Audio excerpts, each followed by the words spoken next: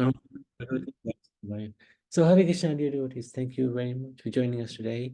Wanted to seek the blessing of Radha Madhav, Radha Shyam Sundar Krishna, Balaram, Bal Gopal, Singdev, Gaunitai Srila Prabhupada, Guru Maharaj, and the assembled devotees.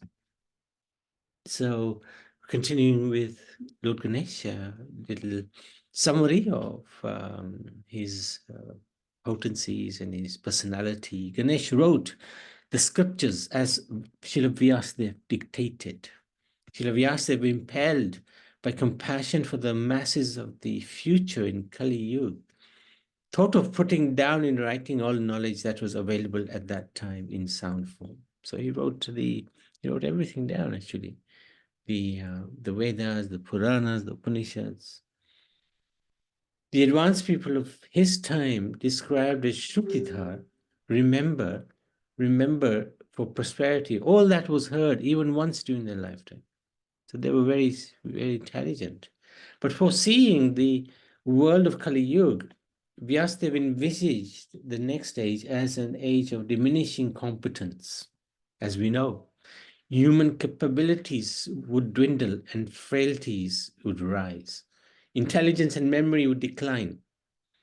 Many other limitations would become prominent. To help the needy, Vyasadeva compiled the Vedas and then divided it into four. So he divided into Sama, Yajur, Rig, and Atharva. After this, he further explained the text in histories such as called the Puranas.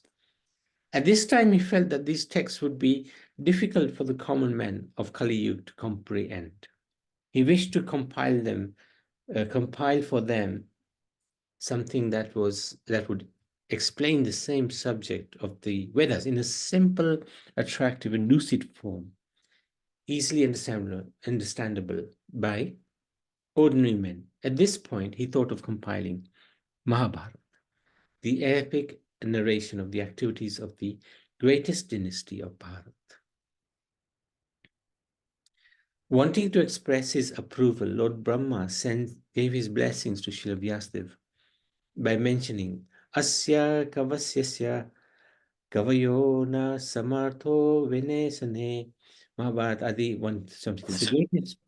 Sorry, Prabhuji. Hare Krishna, Hare Krishna. Hare Krishna. What does it mean here? The paragraph you just read at the point the thought of compiling the Mahabharata, the epic narration of the activities of the greatest dynasty of Bharat. What does it mean? What they try to tell about Mahabharata? So basically, in Vyasadeva was thinking the Vedas is very complex. Yeah. And in Kali Yuga, we are not so very intelligent. So he decided to write the Mahabharata.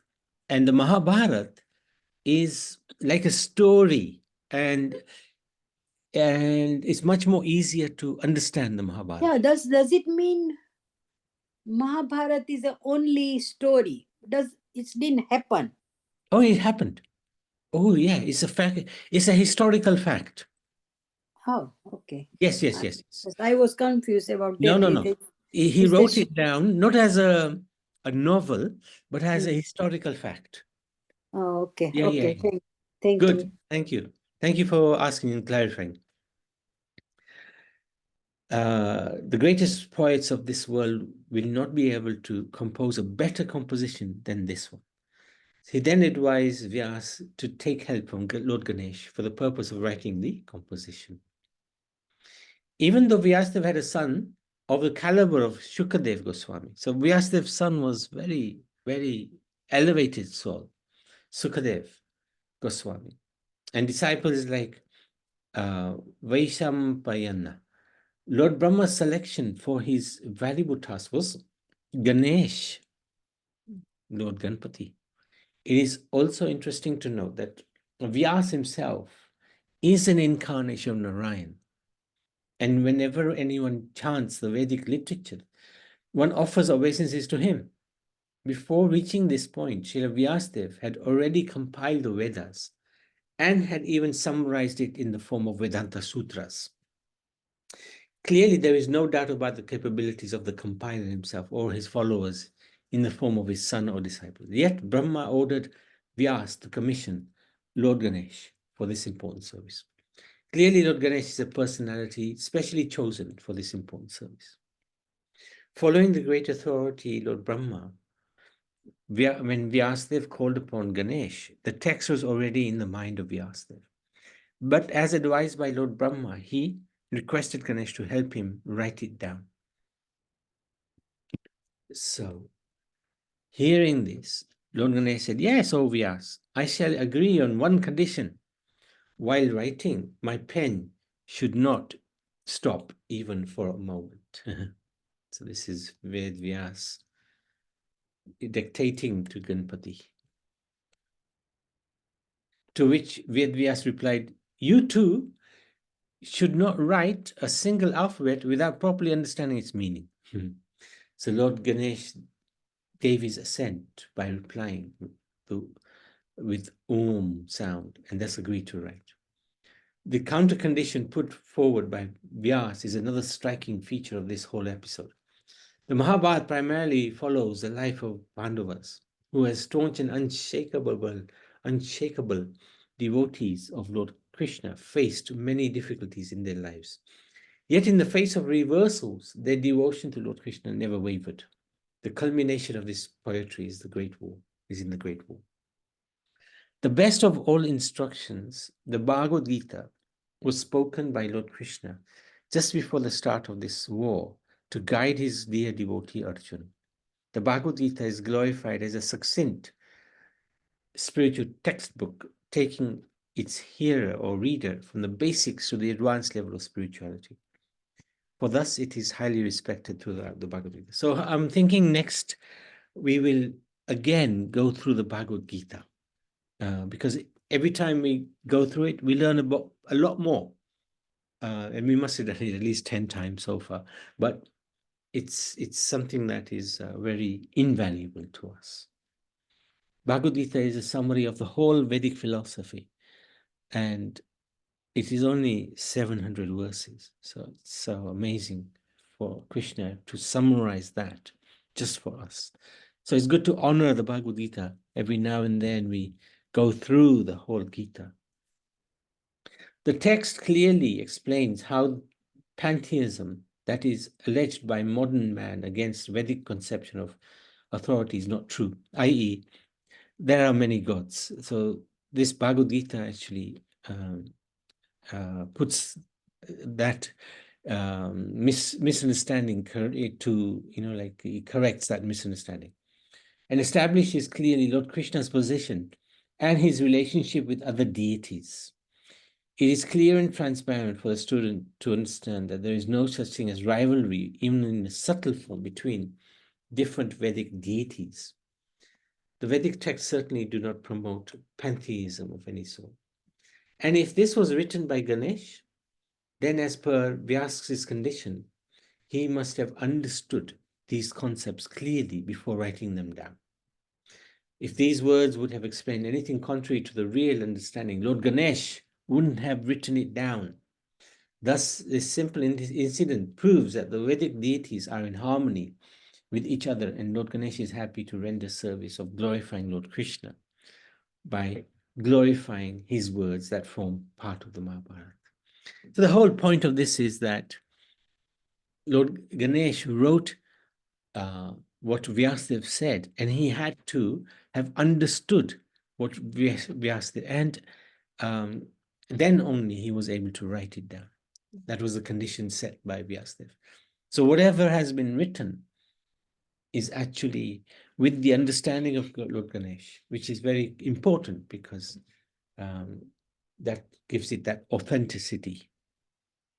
What are his features? He removes obstacles. He's known as Vigneshwar, the Lord of obstacles, both of a material and spiritual order. He's popularly worshipped as a remover of obstacles, though traditionally he also places obstacles in the path of those who need to be checked.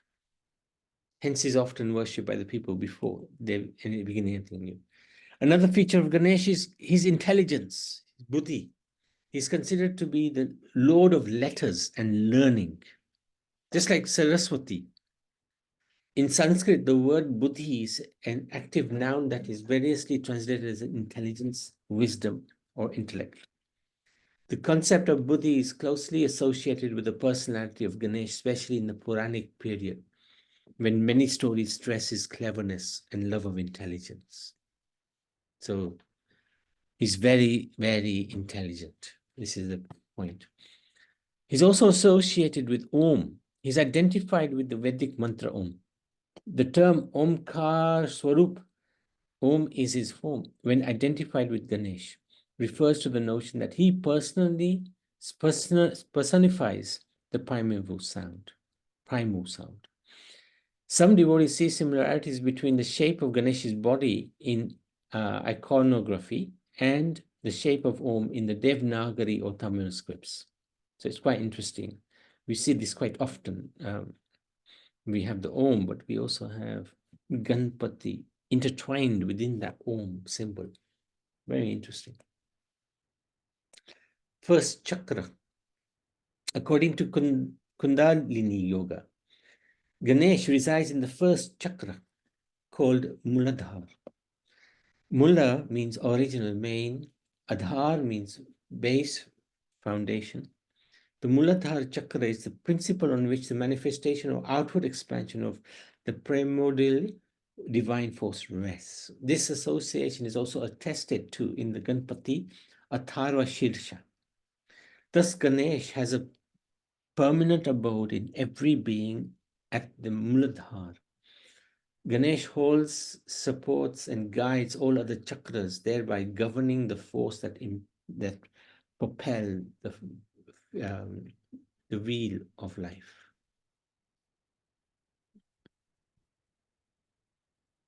So this is quite an interesting symbol. The first chakra.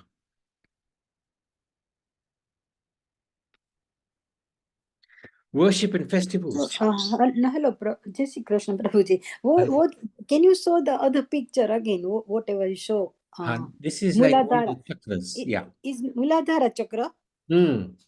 So what does it mean? Va, sa, sha, sha. I'm not too sure, I have to say. I'm not particularly au fait with the chakras.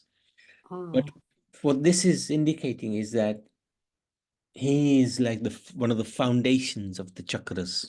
Yeah, is in a top of the head, isn't it? This one, I'm not sure. I'm not sure. I'm not sure where this chakra is. May well be. May well be. Hello? Hello? Yes.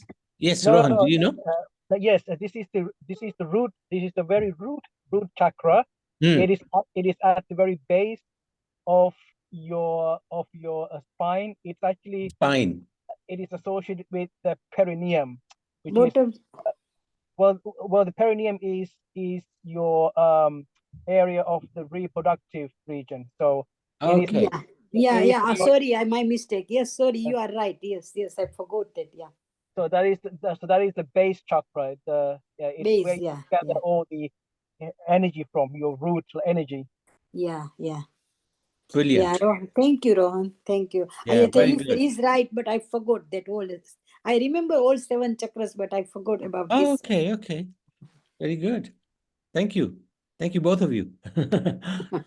And Prabhuji, when you finish, is not related with this, but only question is that Suktadev and Shukdev. What's the difference between? Okay, yeah, thanks. Two different people. Shukadev is the son of Vyasdev, and Sukdev, yeah, Sukdev, yeah. And Suta Mm-hmm. is a disciple of Shukadev Goswami.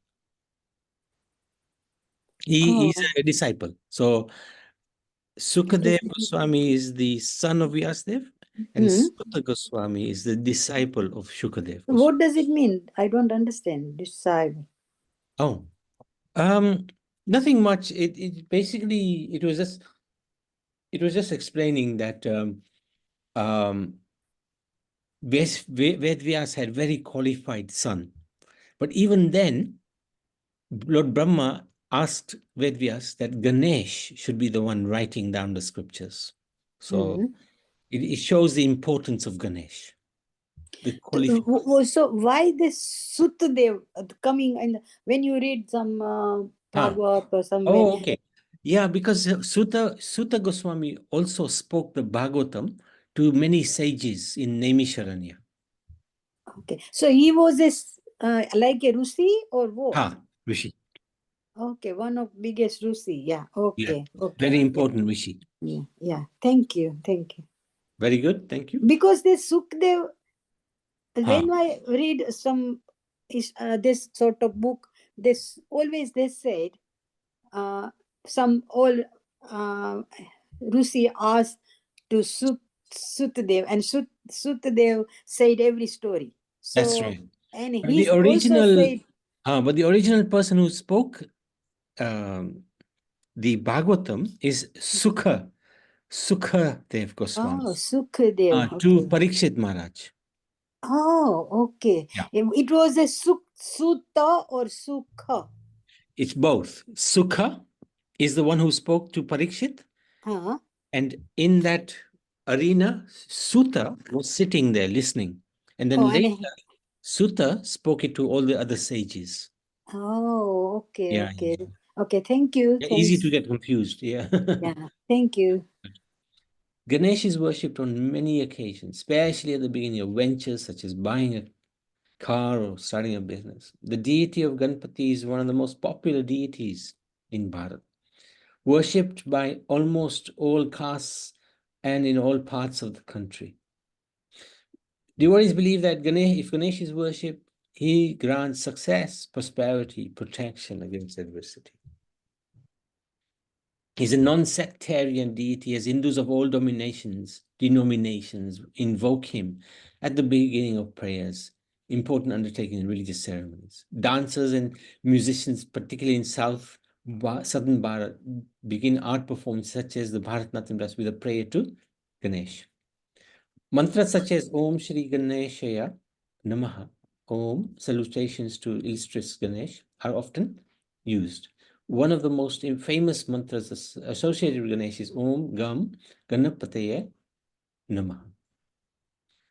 Devotees offer Ganesh sweets such as modaka and small sweet balls called ladus.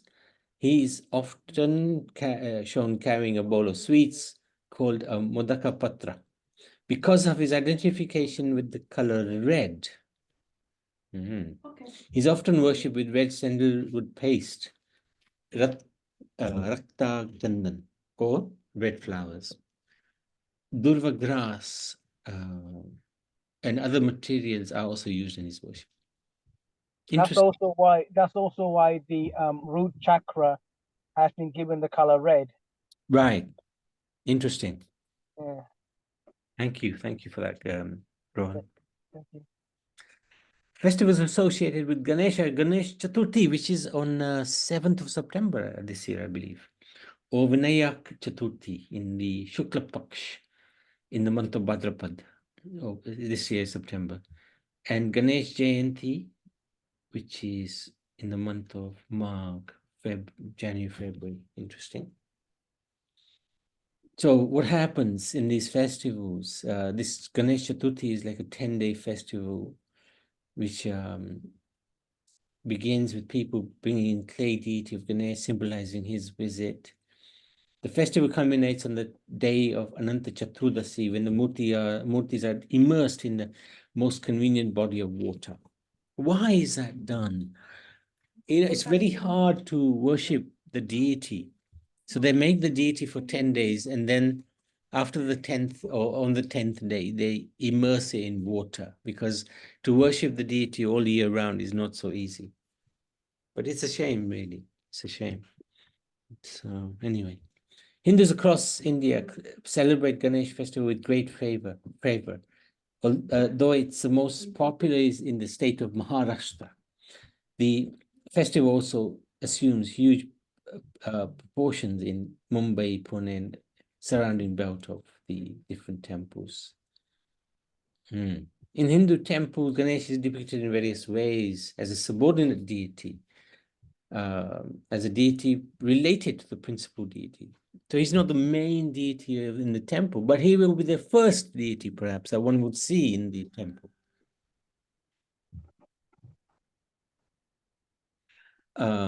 Or as the principal deity. As the god of transitions, he is placed at the doorway of many Hindu temples to keep out the unworthy, which is analogous to his role as Parvati's doorkeeper. There are 8 Ganesh shrines in Maharashtra located within a 100-kilometer radius of the city of Pune. Each of the 8 shrines celebrate a particular form of Ganpati, and these are the different shrines. There are many temples dedicated to Ganesh throughout Bharat. So that's a brief look at Lord Ganpati. So we are also hoping that in the month of June or July to invite Lord Ganpati to the Sanatan Center in Coulsdon. So by the Lord's mercy, he will come, and because it's important to honor these wonderful demigods, devotees of the Lord, and to seek their blessings. Blessings are so important. We shouldn't think that we don't need blessings. We just need blessings from the Supreme Lord. That's it. We actually need the blessings of the devotees. And Lord Ganpati is one of the great, great Vaishnavas. So important to seek his blessings. Any questions, any comments?